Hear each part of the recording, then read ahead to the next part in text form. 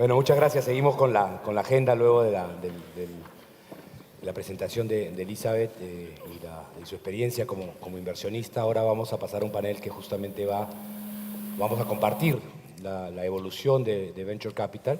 Les voy a pedir a cada uno que haga una presentación breve, no la larga, porque la larga la pueden mirar en LinkedIn, pero sobre todo en qué estamos invirtiendo, cuál es nuestra tesis, para luego ya entrar en la discusión, porque no empezamos, Susana. Gracias. Gracias. Hola a todos, soy Susana Espinosa, partner de Dux Capital. Estamos invirtiendo en el mercado americano enfocado en emprendedores latinos, creciendo hacia Latinoamérica, y viceversa, emprendedores en Latinoamérica creciendo hacia el mercado latino. Nuestro enfoque es reducir el wealth gap de los latinos en Estados Unidos, quienes son 19% de la población americana, pero solo reciben el 1% de Venture Capital. Llevo en VC desde 2006 y feliz de estar en Perú de regreso, viendo ahora sí que cómo ha evolucionado la industria desde la primera vez que vine. Manuel. Bueno, gracias José y a Jenny y a Peca por la invitación. Mi nombre es Emanuel Hernández, yo soy director de investigación en LAFCA. A diferencia de todos los que están aquí, yo de hecho no invierto en startups. LAFCA es una asociación de fondos de capital privado para América Latina.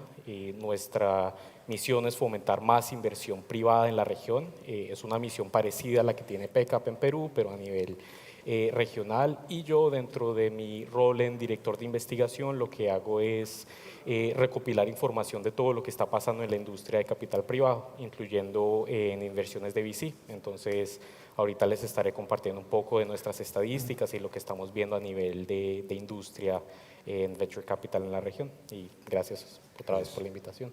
Beu. Muchas gracias, José. Muchas gracias a PECAP por la invitación. Yo soy Begoña Ortiz, soy principal en Cometa. Cometa es una firma de Venture Capital que llevamos invirtiendo más o menos desde 2012.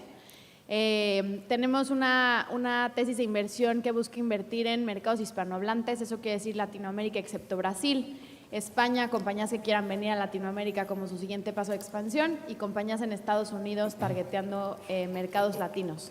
En cuanto a industrias, invertimos en compañías de software, hemos sido bastante activos en fintech, y hacemos etapas tempranas, semilla hasta serie A. Esta tesis de inversión nos ha llevado a invertir en cosas como Quesky, que es el microlender y Buy Now Pay Later más grande de la región, Bitso, exchange de criptomonedas más grande de la región también, y bueno, otras, Cabify, por ejemplo, y otras tantas compañías que son públicas, como decía José, en LinkedIn o en la página de internet. Y encantada de estar aquí con ustedes. Mil gracias. Bueno, buen día a todos. Yo soy Juan Cruz Valdés y junto con mi socia Jazmín Gustale creamos en 2021 iThink VC, que es un fondo paraguayo que invierte en toda la región y lo hacemos con un foco especial en ecosistemas nacientes, específicamente 5 países: Ecuador, Perú, Bolivia, Paraguay y Uruguay. Invertimos en compañías de base tecnológica, etapa temprana, presemilla, semilla, incluso podemos ir hasta serie A, siempre con una mirada de impacto. Muy bien, gracias. Aparte, presidente de PECAP, managing partner de Winnipeg Ventures, que estamos ahora enfocados en invertir en el futuro de la educación, en el futuro del trabajo, junto con Ana María Aristizábal, que hoy lamentablemente estuvo hasta ayer acá, pero no nos pudo acompañar, y está ahora en Colombia también en un foro hablando sobre la tesis de inversión en educación. Empecemos con Emanuel, para que nos dé su perspectiva, qué es lo que ha visto este año, qué cosas es lo que estamos conversando ahora en backstage, cómo está viendo este segundo semestre, cómo van los números y la evolución de la inversión en Venture Capital en América Latina. Sí. Gracias, José. Y yo creo que antes de hablar un poco de lo que estamos viendo en este año, es importante poner las cosas en contexto. Porque cuando nosotros miramos todas las estadísticas de inversión en Latinoamérica, en Venture Capital, si nos vamos algunos años atrás, digamos entre el 2010 y el 2016, toda la región en un año veía más o menos unos $500 millones de inversión. Eso fue cambiando a medida que el sistema fue cogiendo más madurez. En el 2019 vimos la entrada del SoftBank, que es un conglomerado japonés que en su momento dedicó $5.000 millones para invertir en la región. Y con eso empezamos a ver un montón de crecimiento en inversión en la región. Entonces, 2010, 2016, hablamos de unos $500 millones. En el 2019, con esa entrada de SoftBank, llegó a los $5.000 millones. Entonces, estamos hablando de un crecimiento de 10 veces. en tan solo unos 2 o 3 años. Pero para mí lo más increíble es lo que pasó cuando empezó la pandemia, que pues creo que aquí todos en este panel lo vivieron de primera mano, pero durante la pandemia se dieron un montón de factores que se juntaron para atraer mucha más inversión a la región. Las tasas de interés globalmente se fueron al piso, el costo de capital estaba muy bajo, vimos un montón de valuaciones muy altas para compañías tanto públicas y privadas de tecnología. Vimos la entrada de muchísimos más inversionistas a la región y creo que un factor que es también que fue crucial para todo este aumento en capital fue que también con la pandemia se vio una aceleración gigantesca de todas las tendencias de digitalización. Entonces, muchas más personas en todo el continente, en todo el mundo, empezaron a usar servicios digitales y con eso empezaron a crearse muchas más startups que estaban ofreciendo este tipo de servicios digitales. En el 2021, entonces, acuérdense de la primera cifra que les dije que fueron $500 millones, 2010-2016. En el 2021 registramos $16.000 millones. Esto es equivalente a una década de inversión antes del 2021 en solamente un año. Del 2021 para acá, lo que vimos es que muchos de esos factores que estaban trayéndole más inversión a la región fueron cambiando. Entonces hubo ajustes en algunos de los mercados públicos que llevaron las valuaciones a caer, las tasas de interés se alzaron, algunos inversionistas que estaban un poco más oportunistas empezaron a salir de la región. Y lo que hemos visto entonces desde el 2021 hasta ahora, yo diría que es más una normalización hacia la tendencia que veíamos antes del 2021. Le estaba compartiendo a José antes en el backstage que hace poco cerramos las estadísticas hasta el tercer trimestre de este año y lo que encontramos fue que durante los últimos 15 meses los inversionistas han sido bastante constantes, muy resilientes en el capital que han estado invirtiendo en la región. Durante esos 15 meses, cada trimestre hemos registrado más o menos unos $1.000 millones. Y claro, para una persona que tal vez entró al ecosistema del 2021, esto no suena como mucho, porque en ese año tuvimos los 16.000, pero si nos vamos un poquito más atrás, podemos ver que esos $1.000 millones, de hecho, son más que lo que nosotros registrábamos en años enteros, antes del boom del 2021. Y sí, o sea, lo que vemos es un montón especialmente de los fondos locales, que todavía han estado muy resilientes y han seguido invirtiendo en la región.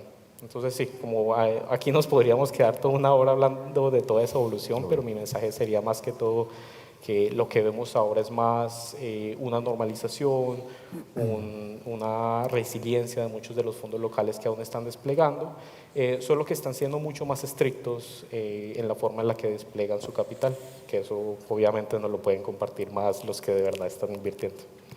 Muchas gracias, Emanuel, y efectivamente abona la tesis de la necesidad de los fondos locales regionales que suelen ser más constantes en términos de inversión.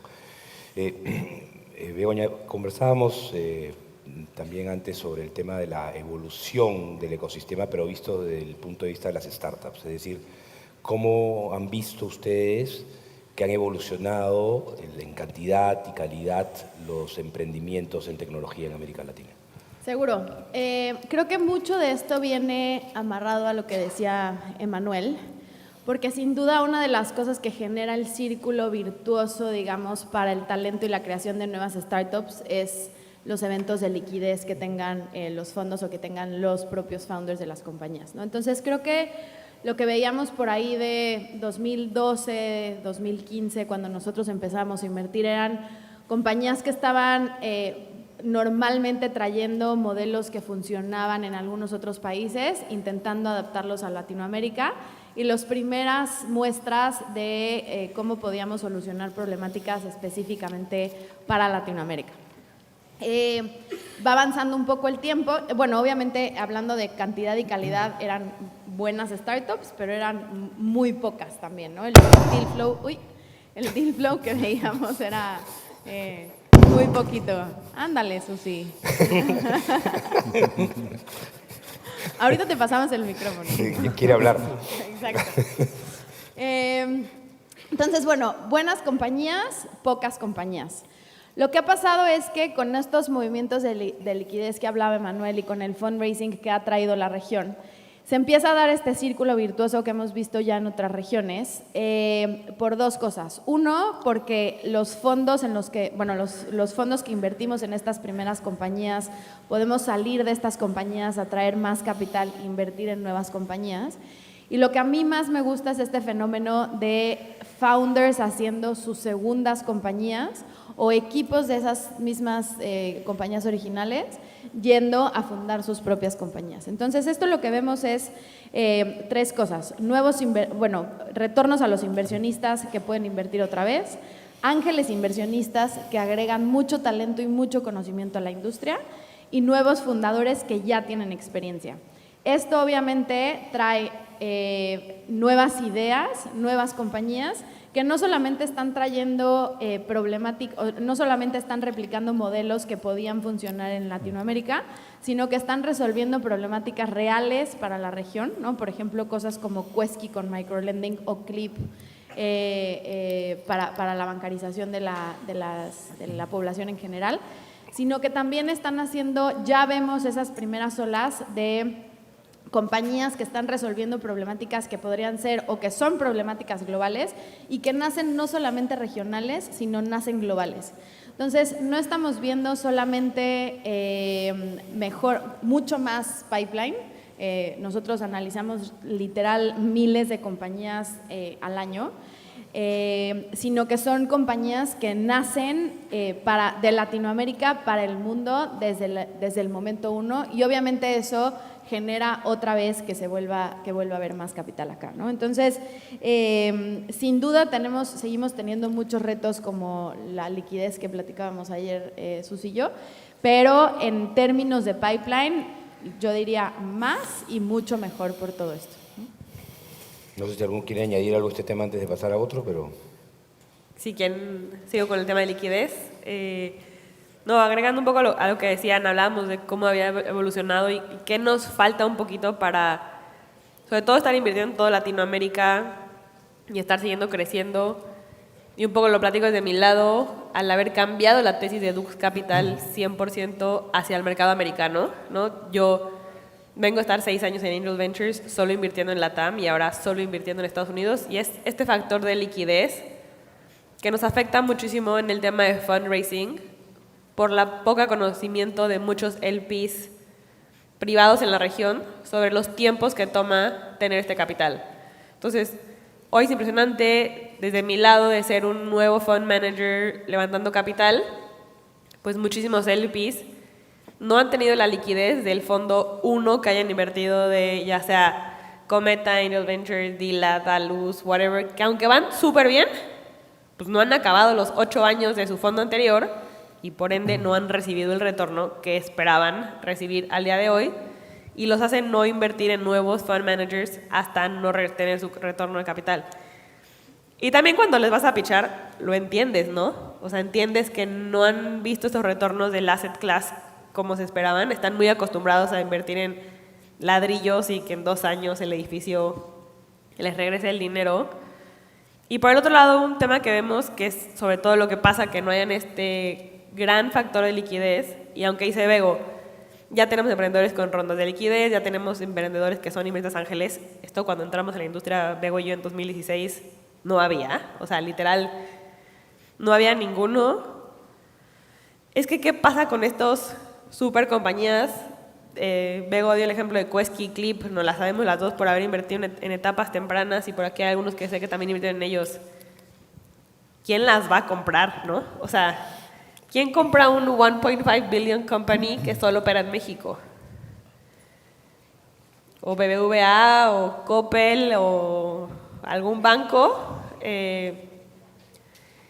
Y ese factor en donde dices, ok, está increíble, ya tienes el unicornio, cosas que pensábamos eran necesarias para dar retornos, Pero yo no veo un exit muy claro. De muchas de estas estamos hablando que llevan 3, 4 años diciendo que van a hacer un IPO. Han habido muchas rondas secundarias, pero no un full exit. Y creo que es algo que falta en el mercado de liquidez de startups en Latinoamérica, que es un poco lo que nos lleva a nosotros a Estados Unidos. Vemos exits en etapas mucho más tempranas, ¿no? En rondas de 100, 200 millones de evaluación, que ya le dan al fondo un 10, 15x de retorno por compañía. Tampoco todas nos tienen que dar 200x, o mínimo no es nuestra tesis buscar eso. Pero sí nos falta ese factor de liquidez todavía, que las grandes startups o las que tienen mayores valuaciones, pues desgraciadamente no lo hemos visto. Lo hablo un poco más de México, que es la que tiene un poco más grandes estas. La verdad es que Brasil es un mercado que todavía yo no me siento la más cómoda en invertir ni en explicar a detalle, porque Brasil sí lo tiene mucho más. Pero bueno, México y Colombia están en eso. Y Perú le va a pasar en unos años y Centroamérica le va a pasar después. Entonces, bueno, ese factor de liquidez es algo que, aunque la evolución nos ha llevado a así tener unicornios, que tanto esperábamos, pues, what comes next, ¿no? O sea, ¿quién va a comprar nuestros unicornios? O sea, un poco la lección es tratar de salir antes. Tratar de salir antes. O sea, yo como analista hice los análisis de por qué salirnos de Clip. Cuando me tocaba hacer el Excel antes de hacer un unicorn round, y hoy me preocupa que, pues, ¿cómo te va a salir de una empresa de esa evaluación? No más que yo no decidía en esos momentos salirte o no, pero sí, creo que salirte antes y darle al LP la liquidez en los 8 años que planea tu fondo es clave. O sea, es para la construcción al final porque estamos construyendo Para el construir el ecosistema, porque todos tenemos a bancos de desarrollo, o sea, todos tenemos, además de nuestra trinchera de dar retorno de capital, tenemos una chamba de desarrollo de la industria que hasta nuestros propios LPs no las piden, ¿no? O la gran mayoría tenemos a bancas de desarrollo en este empujoncito. Buenísimo. Gracias. Creo que es una conversación que hemos tenido y vamos a seguir teniendo constantemente en términos de estrategia de formación de ecosistema. Y hablando de formación, Juan, empezamos a un poco que nos expliques desde ambos lados, porque el iThink es un fondo, digamos, especializado en ciertos países. Y cuál es el reto, tanto por el lado de fundraising y del PIS, como por el lado de pipeline, orientar un fondo y tener un fondo con esa especialización. Bueno, cuando vos mirás los números que compartía Manuel al principio, mirás los últimos años en términos de la inversión que recibió la región y haces un doble clic. 95% del dinero que recibió la región fue a solamente 5 países. Brasil, México, Colombia, Chile y Argentina. Y solamente el 5% restante fue a todo el resto de los países de la región. 95% solamente a 5 países de la región. Entonces, para nosotros en iThink eso tiene olor a oportunidad. Entonces elegimos con Jazmín por 2 motivos. Primero, porque nos apasiona, porque creemos que hay un impacto enorme de ser los primeros, junto con ustedes, en estar presentes en estos ecosistemas. Pero después hay una enorme oportunidad de negocio, creo que lo mencionaba Susi recién. Por supuesto va a continuar el liderazgo de México, de Brasil, pero la próxima ola de desarrollo de los ecosistemas en la región van a ser estos países que todavía son jóvenes. Y eso, José, viene de la mano de mucha oportunidad, porque son mercados que naturalmente están subatendidos, incluso por las grandes startups regionales que están focalizadas en los mercados más grandes. Entonces le da una ventana de tiempo a compañías que nacen en Perú, que nacen en Paraguay, que nacen en Bolivia, para poder liderar esos mercados que individualmente son pequeños, pero si vos consolidás 2, 3, 4, 5 países, tenés una masa crítica de mercado e incluso podés ser blanco de adquisición en un play de consolidación regional cuando las grandes compañías empiecen a consolidar la región. Es algo que nosotros miramos mucho con Jazmín al momento de analizar una compañía, justamente hablando de los exits. Si bien es muy difícil analizarlo en etapa temprana, miramos cuál es el camino al exit. Y el play de consolidación regional viniendo de estos países es algo que tiene bastante lógica y nos gusta mucho.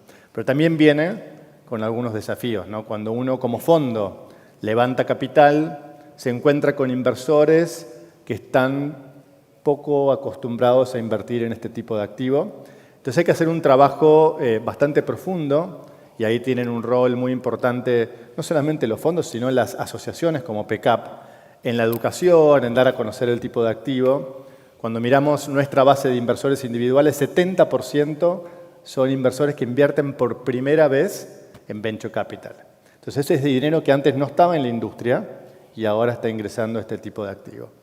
Entonces, desafíos por el lado de levantamiento de capital y también por el lado del emprendedor.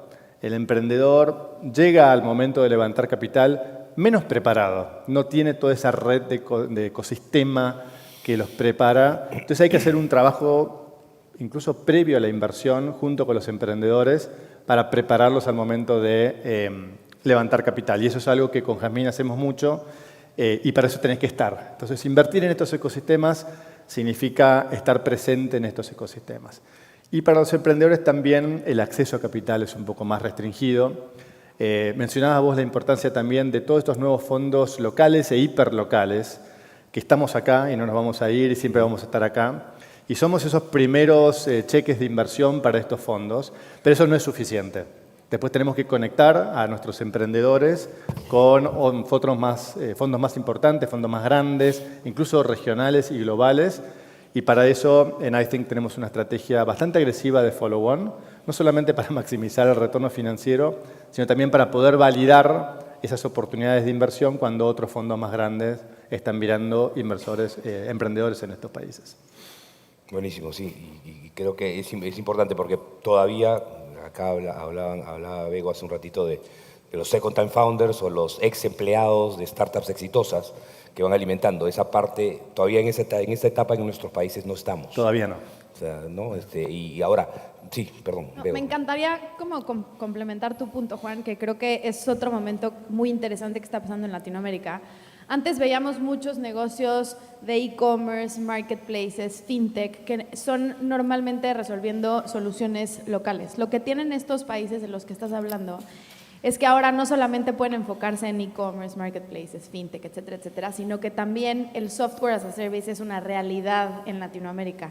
Y el software as a service no importa si naces en Perú, en Guatemala, en México o en Brasil, puede viajar muy, muy rápido. Entonces nos está dando compañías muy buenas que también nacen en estos países, que son regionales de una.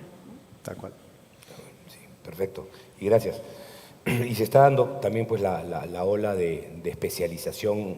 Ustedes lo han hecho más geográfico, lo nuestro en Winnipeg es más de sector, lo cual es un reto a nivel de fundraising porque te reduce el panorama o el pool del piso donde vas, pero a su vez también te aumenta la conversión. O sea, a los que vas son más interesados porque están especializados, porque quieren tener el impacto o sobre una geografía o sobre un sector. Entonces, cambia un poquito la estrategia, ¿no? No, y eso que están haciendo ustedes en Winnipeg es parte en mi opinión, de la madurez del ecosistema de la región.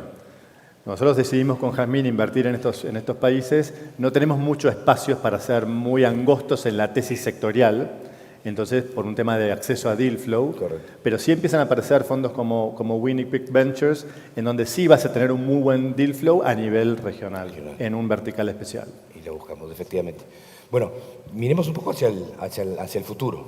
Miremos hacia qué perspectivas vemos, qué nos trae este mundo que es cada vez más impredecible, ¿no? Porque si en el 2019 nos poníamos a hablar, no íbamos a hablar no veíamos pandemia, no veíamos la ola de cambios políticos, no veíamos la crisis de Ucrania y la tasa de interés. O sea, el mundo nos ha venido golpeando uno tras otro y seguramente alguna sorpresa aparecerá en el camino del próximo año también.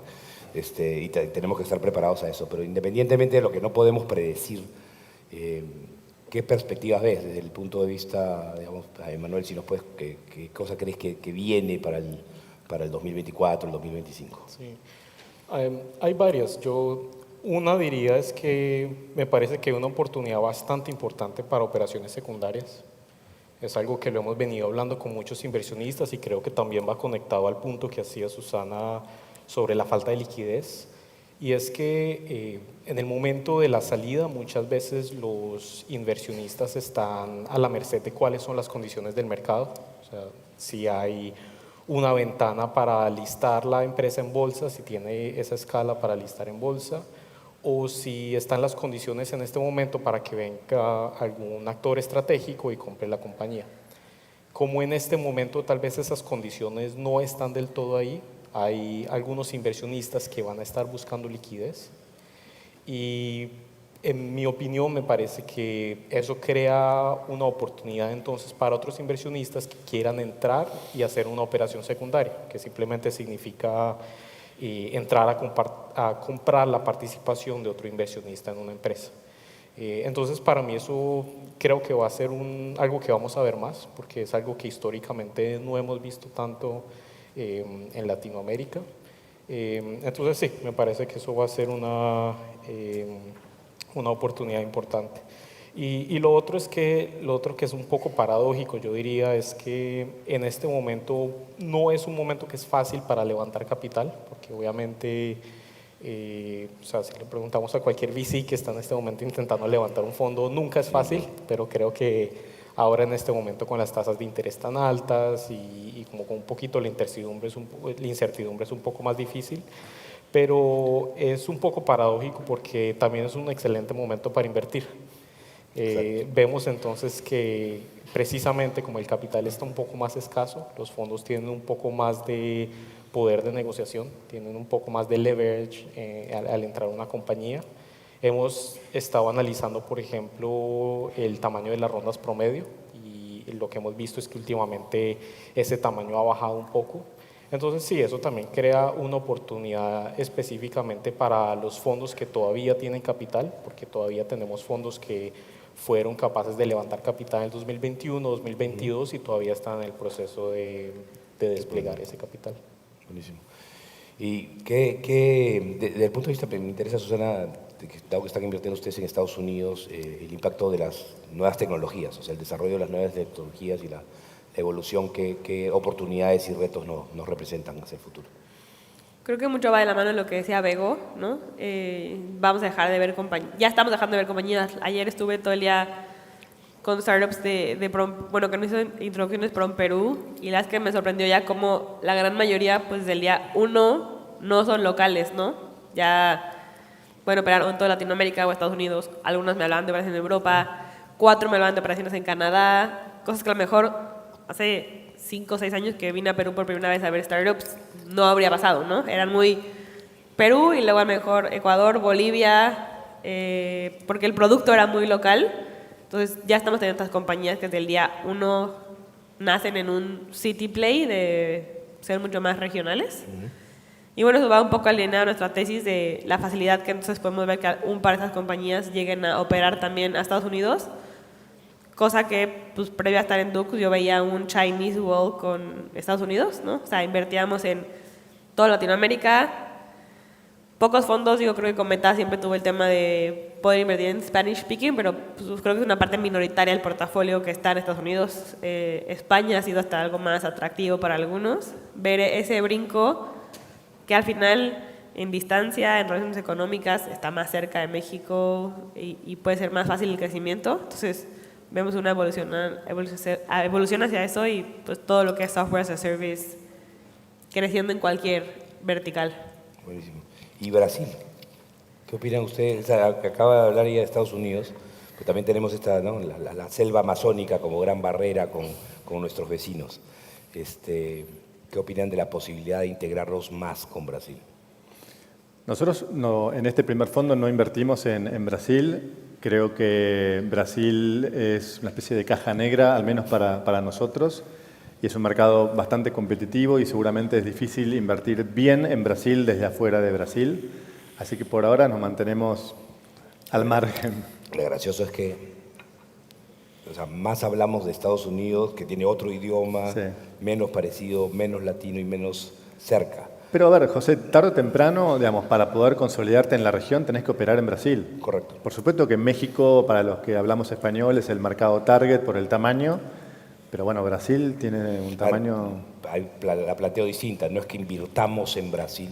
O sea, desde nuestro punto de vista, podemos invertir en Brasil si es que viene a LATAM, como dijo Bebo hace un rato. O sea, sí estamos tratando de traer un poco de Brasil hacia nosotros, pero también deberíamos ser capaces de llevar Brasil, nosotros llevar hacia Brasil, ¿no? Sí. Pero sí, es un... Incluso una cosa que, por ejemplo, una compañía nuestra del portafolio se llama Mobi, de micromovilidad eléctrica, correcto, que es boliviana, se expandió a Paraguay, se está expandiendo a Perú, Y también tienen su roadmap de expansión a Brasil. Ya. Pero Brasil no es San Pablo o las grandes ciudades. Brasil hay muchas ciudades que son pequeñas en términos brasileños, pero muy grandes para nosotros. Belo Horizonte o el sur de Brasil. Entonces también ocupar esos espacios por ahí desatendidos, entre comillas, dentro de Brasil es una oportunidad. Y creo que la parte del capital en algún punto va a llevar también forzosamente a las startups a expandirse a Brasil, ¿no? Entonces estamos viendo cada vez más fondos que tradicionalmente hubieran sido muy brasileños, Monashis, Kasek o Valor, viniendo a Spanish speaking a Latinoamérica a invertir, y estamos viendo un poco más de fondos Spanish speaking yendo a Brasil. Entonces creo que eso va a forzar un poco también a las compañías a generar una sinergia mayor entre todos los países, ¿no? Perfecto. ¿Alguna reflexión final que quieran compartir con el público? Si querés yo, Bego. una cosa que estaba pensando es, un poco mirando hacia adelante, nosotros estamos convencidos que si bien Latinoamérica es todavía una región joven, es una industria que se está consolidando. Y vuelvo a lo que mencionaba al principio, la próxima ola de desarrollo va a venir de países que son con ecosistemas jóvenes. Ahí yo creo que Perú tiene un rol muy interesante y yo estoy muy entusiasmado con lo que va a pasar, con lo que está pasando y con lo que va a pasar en países como Perú, donde ya vemos compañías, mencionábamos compañías que no son el Uber de la TAM o el Mercado Libre de Perú, sino que son compañías muy interesantes. Y otro punto, José, que yo veo con mucho entusiasmo acá, país en donde viajo, veo fondos nuevos, locales, lanzándose. Por ejemplo, Jaime Sotomayor está lanzando un fondo Centurión acá en Perú, en Bolivia, Babassu Ventures con Corina. Son muchos fondos nuevos, locales, ocurriendo, donde antes no había vehículos de inversión para los inversores más tradicionales. Buenísimo. A mí me gustaría como destacar el momento en el que está la región. Entonces, creo que somos una de las pocas regiones de mercados emergentes que no estamos en guerra. Afortunadamente nuestro único pleito es el fútbol y bueno, vamos a aguantar los argentinos 4 años. Pero en general siempre hemos sido una región que colabora bastante y que afortunadamente estamos en un punto en donde las grandes potencias como Estados Unidos y China quieren venir a trabajar con nosotros, ¿no? Entonces, estamos en un momento ideal como en el mundo para explotar el talento que tenemos. Por otro lado, definitivamente tenemos retos, como decía Manuel, el reto del fondeo va a ser uno de los retos más grandes, pero si queremos ver el vaso medio lleno, va a forzar a las compañías también a tener mejores fundamentales. Entonces, la oportunidad de mercado la manera en la que está posicionada la región, Cruz, con el talento, Cruz, con las compañías que podemos generar, creo que nos pone en un punto ideal para, como dice Juan, que seamos una potencia en cuestión de startups de tecnología también. Correcto. Bueno, sí, y sí, creo que al final la gran conclusión es la liquidez y la salida va a ser clave y lo voy a decir abiertamente, para que tengamos más éxito que Private Equity. Creo que Private Equity es otro asset class parecido que ha sufrido del tema de la falta de salidas en términos de posibilidades y rentabilidad y de crecimiento. Así que les agradezco muchísimo, muy interesante la conversación y espero verlos dentro de un tiempo para ver cómo hemos seguido creciendo y cómo hemos seguido evolucionando. Muchas gracias. Gracias. Gracias.